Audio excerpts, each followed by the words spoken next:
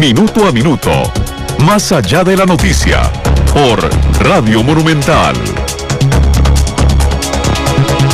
Muy buenos días, Michelle Mitchell Bernard les da la más cordial bienvenida a Minuto esta mañana de martes, una mañana con muchísimo acontecimiento desde el punto de vista noticioso. Nos han informado el cierre de los puertos en Limón, esto producto de las protestas de los trabajadores allá en los muelles de Habdeba. Tenemos el informe en vivo y establecemos en este momento contacto con nuestro compañero Luis Somarriba, quien tiene el detalle de esta información. Muy buenos días, Luis. Muy buenos días, doña Michelle. Efectivamente, como bien usted lo dice, Limón amaneció bastante nublado con respecto al tiempo, pero de igual manera amanece nublado el panorama, esto por parte del Sindicato de Trabajadores de Habdeba y Afines Portuarios, que hicieron el cierre y la toma tanto del muelle Alemán como el muelle de Moín. A esta hora, contarles que ambos muelles se encuentran completamente paralizados, la operación portuaria. De momento, los barcos que estaban siendo trabajados en horas de temprano, pues se mantienen en cada uno de sus puestos, ya que la operación está completamente paralizada a esta hora de la mañana. También es importante recalcar que varios colegios suspendieron sus lecciones debido a este movimiento y por temor que se presenten algunos disturbios durante las próximas horas.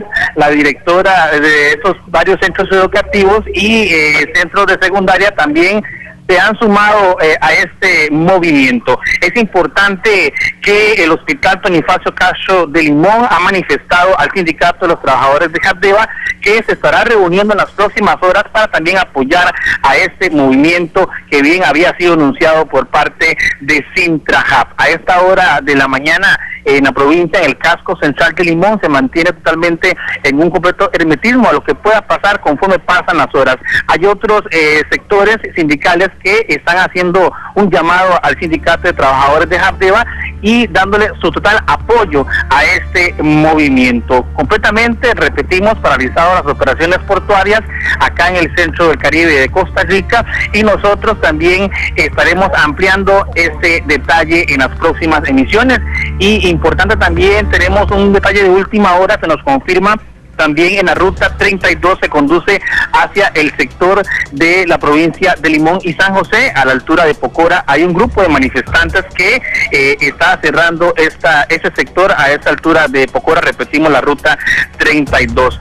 ¿Qué acontecimientos se puedan presentar acá en la zona de Limón? Los mantendremos acá totalmente en vivo para estar informándoles a todos ustedes sobre la situación que se pueda presentar conforme avanzan las horas y a ver qué diálogo hay por parte del gobierno y también por parte de Sintrahab, el Sindicato de los Trabajadores de Habdeba y Afines Portuarios. Doña Michelle, no sé si tiene alguna consulta al respecto. Únicamente agradecerle el amplio reporte que nos ha presentado nuestro compañero Luis Somarribas, quien es corresponsal de Noticias Monumental allá en la provincia de Limón, y recordarles a nuestros amigos oyentes y a quienes nos están siguiendo a través de Canal 2 de Central de Radios, la imagen de la radio, de los persistentes embotellamientos que se están dando en distintos puntos del país, particularmente en San Ramón, Grecia, en la ruta 32, además en la ruta 39, esto es camino entre Turrialba y Cartago, producto de las protestas que se están dando por parte de porteadores, quienes están exigiendo una mayor cantidad de permisos para poder ejercer este trabajo de porteo de transporte de personas. Vamos a iniciar ahora sí con el tema de fondo acá en Minuto a Minuto. El día de hoy vamos a dedicarnos al tema de antiterrorismo y lavado de dinero en compañía del doctor Alberto Nisman, abogado y además fiscal general de Argentina. Agradecerle, por supuesto, el tiempo que nos dispensa en nuestro programa, doctor Nisman. En primer lugar, bienvenido, y quería consultarle desde su perspectiva, que es bastante amplia y conociendo sobre este tema, doctor, ¿cuáles son los principales riesgos a la seguridad de las naciones latinoamericanas? Muchísimas gracias por estar con nosotros y bienvenido, doctor. Gracias a usted por invitarme. Bueno, los riesgos que trae aparejado el terrorismo son muchos porque es una actividad transnacional, son delitos que prácticamente donde las fronteras no existen, se planifican en un país, se desarrollan, el resultado se puede producir en otro. Además tenemos lo que se ha dado a llamar las células dormidas, que son grupos de personas que tienen una actividad normal, diaria, que uno no sabe que también responden a otros intereses. Aparentemente normal, diríamos. Aparentemente normal, hasta que los llaman a activarlos. Están diseminados por varios corredores de varios países, hasta cuando le da la orden de activarse, muy rápidamente se puede llevar a cabo un atentado, porque ya tienen toda la estructura, todas las directivas de cómo actuar y con quién ponerse en contacto, con lo cual hoy los riesgos son muy grandes. No es como antes, que la planificación de un atentado terrorista requería mucho mayor tiempo, una mayor planificación. Hoy es como que en definitiva, una vez que se da la orden, cuando se toma la decisión, se ingresa en la etapa final. Es muy poco tiempo el que pasa entre la decisión y el llevar adelante el tema. Don Alberto, hoy Centroamérica se consolida como una de las regiones más violentas del mundo. Honduras está acá y es el país más violento del mundo. Ahora, en este pasillo donde se trasiegan capitales ilegítimos, drogas, armas, personas que pasan además de manera ilegal y de manera furtiva, de alguna manera u otra se está consolidando este movimiento que posa un riesgo importante para Centroamérica. ¿Qué estrategia seguir para un país como Costa Rica, que no tiene ejército, pero que además ha visto los estragos que causa la militarización de su policía para poder resguardarse de todas estas capitales, de estas mercancías y de estas personas indeseables que están pasando por su territorio? ¿Cuál sería una estrategia sugerida para un país como Costa Rica? Bueno, hoy se ve un gran problema porque hay un gran tema en la asociación de delitos. Uno ve que el terrorismo está muy asociado al narcotráfico, al lavado de dinero. Es como que todos los delitos transnacionales van de la mano. Nosotros con la actividad que ha tomado la República Argentina, luego de los atentados que ha sufrido, y creo que es aplicable también para Centroamérica, es lo que se llama la cooperación internacional, la cooperación entre los estados, la cooperación entre los organismos de inteligencia y el intercambio de información. Este tipo de delitos es muy difícil de preverlos, fundamentalmente cuando se dan casos de atentados suicidas, atentados con coche bomba, o personas que se inmolan con explosivos en su cuerpo, con lo cual la previsión, por más recaudos que se tomen, es bastante difícil llevar adelante. Lo importante en estos casos es justamente en que este intercambio de información entre los distintos estados abarque a personas sospechosas de terrorismo. No es lo mismo que ingresen 3 terroristas, o por poner un número, de determinado país, que del país del cual provienen le hagan saber al país donde ingresa, por ejemplo Costa Rica, cuidado con estas personas que registran antecedentes terroristas. Con lo cual, más allá de que no haya ejército, hay fuerzas de investigación, hay fuerzas policiales que los pueden seguir. Uno no puede asegurar que de esta manera va a evitar que el atentado se consuma, pero sí es una manera de prevenirlo. Son de los delitos de más difícil prevención que existen actualmente.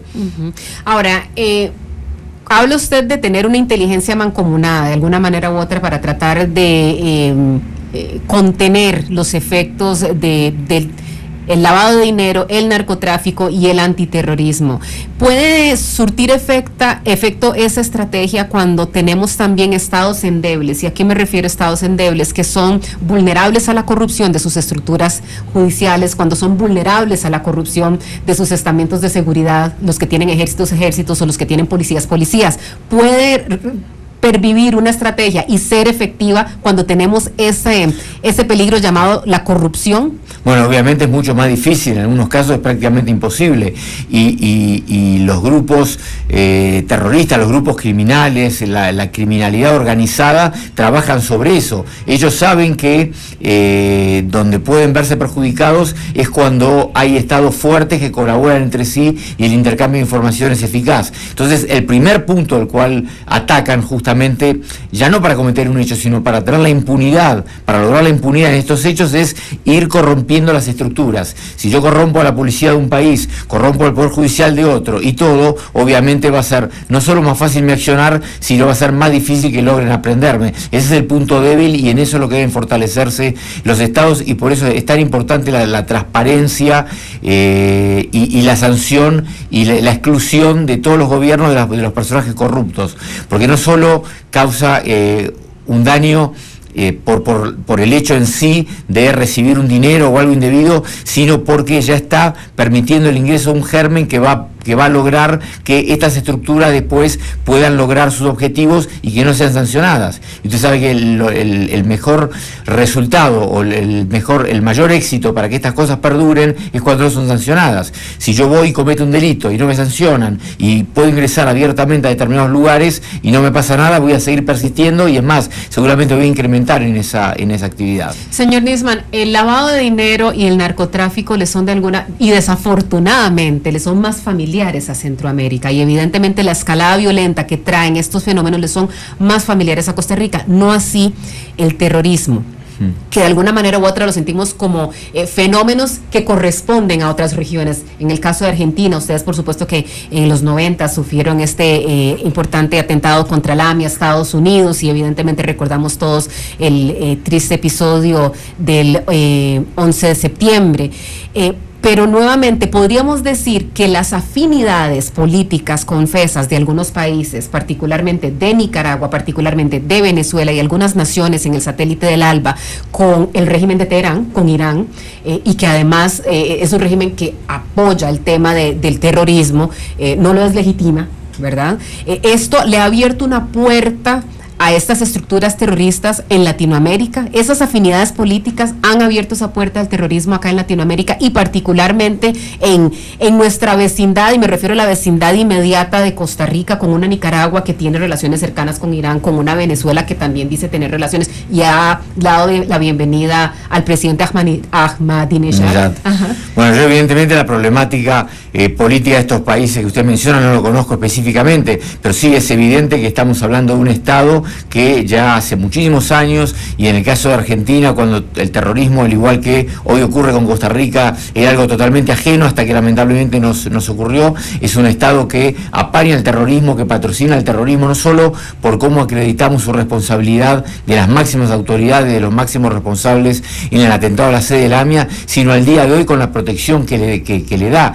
Irán es un Estado que no respeta las órdenes de captura con prioridad y alerta máxima de búsqueda dictadas por Interpol, organismo al cual pertenece y organismo al cual se sometió a su decisión, y pero que ahora no respeta, que encubre a estos ciudadanos que están exfuncionarios con pedido de captura, que los guarda en su país y que además cuando salen les da cargos públicos y cargos con inmunidad diplomática. O sea, esta es una actitud abiertamente que en el mejor de los casos podemos llamar que está de emparentamiento y de protección al terrorismo. Hemos probado muchísimo más en nuestro caso, que lo ha financiado, que lo ha planificado, etcétera. Con lo cual, si esto ocurrió sin el concierto, o sea, sin el acuerdo, sin la complacencia, obviamente, del gobierno argentino, cuando realmente ocurrieron los atentados, la lógica indica claramente que cualquiera fuera la relación que tenga este régimen fundamentalista con cualquier país, va a facilitar el ingreso a estas personas, y es un riesgo, un gran riesgo, el corredor que se abre. Le doy un ejemplo.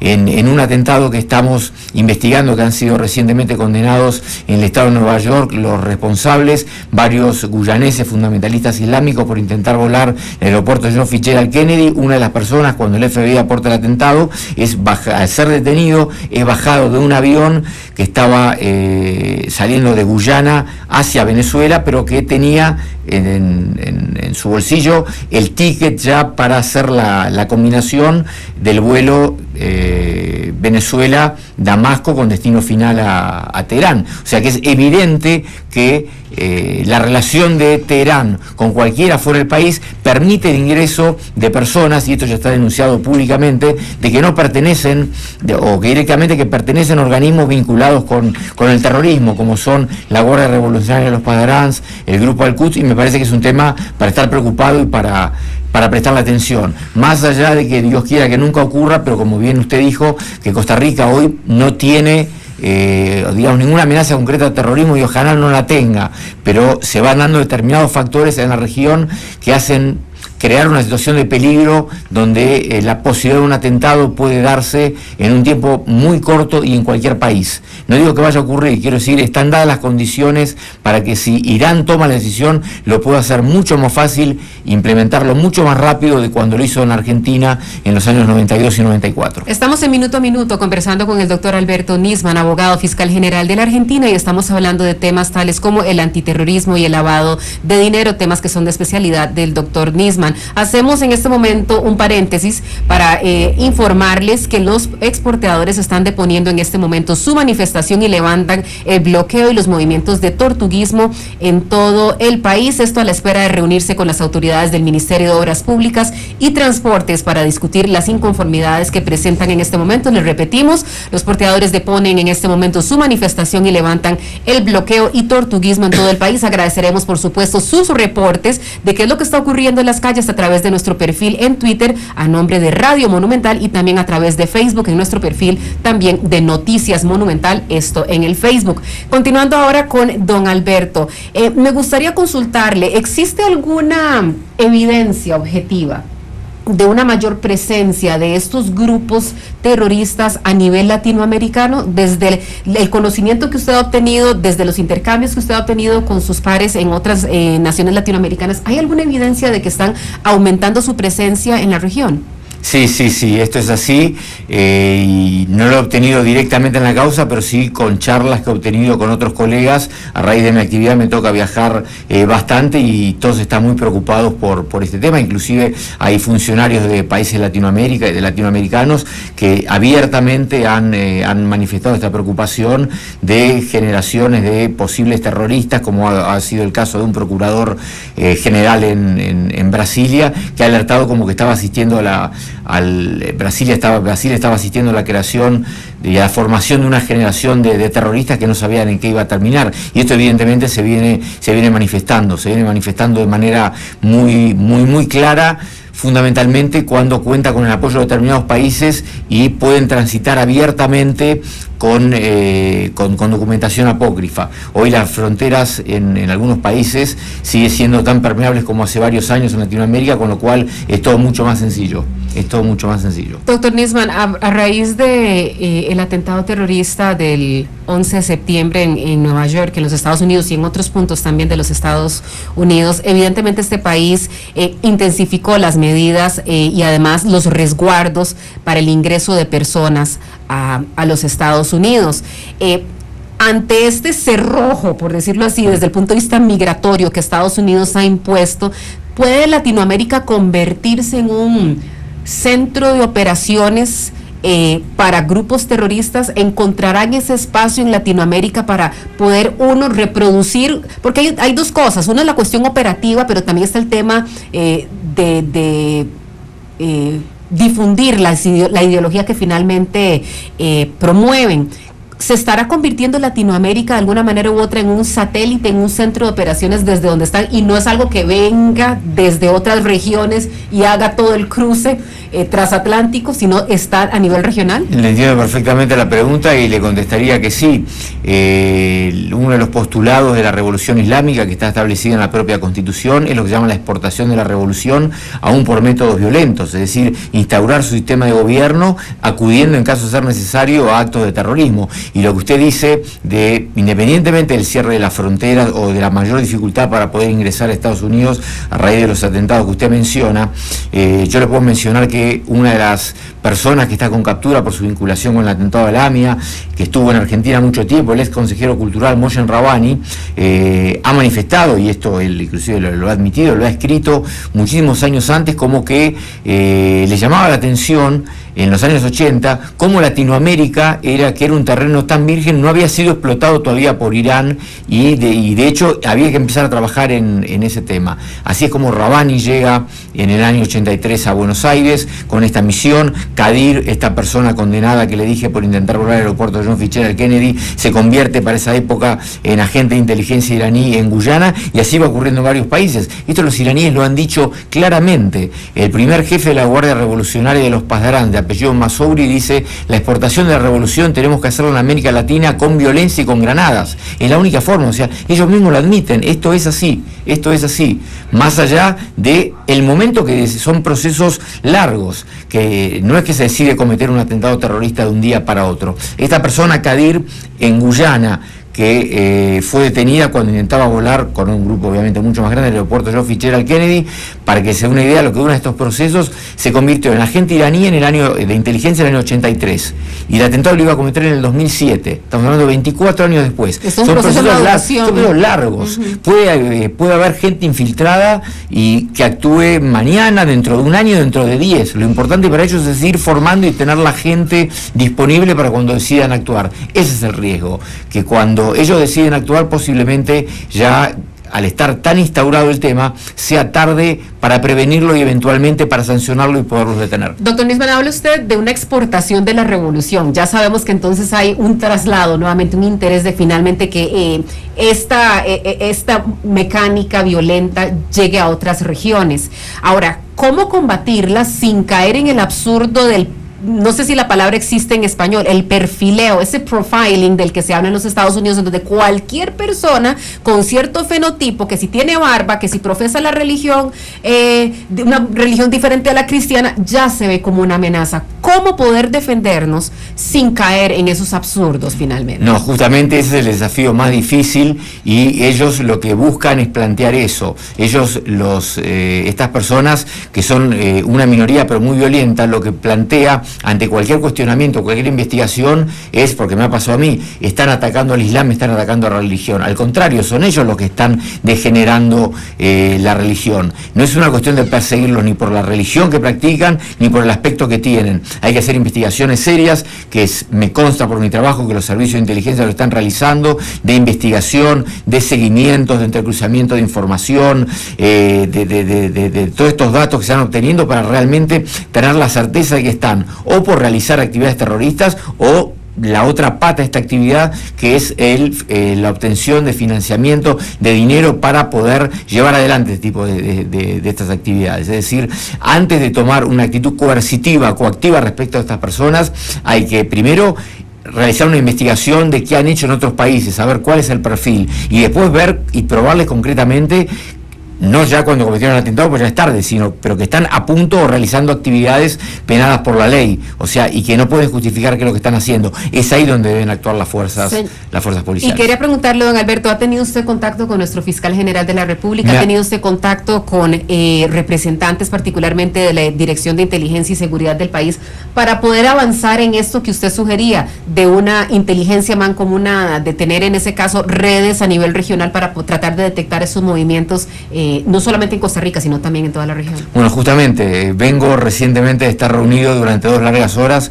con el fiscal general Jorge Chavarría. Ha sido una reunión muy fructífera, muy importante, y lo más relevante de todo, de que estas reuniones, porque a veces son muy protocolares, muy interesantes, y tal vez queden en la nada, que no quede en la nada, que no sea una reunión que empezó y terminó, sino que sea el comienzo de una relación de intercambio de información, porque en nuestro diálogo nos hemos dado cuenta que, si bien yo hablaba más de terrorismo y él, aunque están en cierta forma vinculados, de narcotráfico y lavado y todo, que hay unos canales de colaboración que no los hemos explorado hasta ahora, pero que son de suma utilidad, porque la mecánica es la misma, la forma de actuar es muy similar. Entonces, desde normas generales como es reformas y fortalecimiento del Ministerio Público Fiscal, que son los organismos llamados a encabezar esta lucha, con aspectos más específicos en cuanto a intercambio de información, personas y todo esto, es lo que hemos acordado. Y respecto a los otros organismos que usted me mencionó, no los he tenido todavía, pero bueno, me quedan 2 días más acá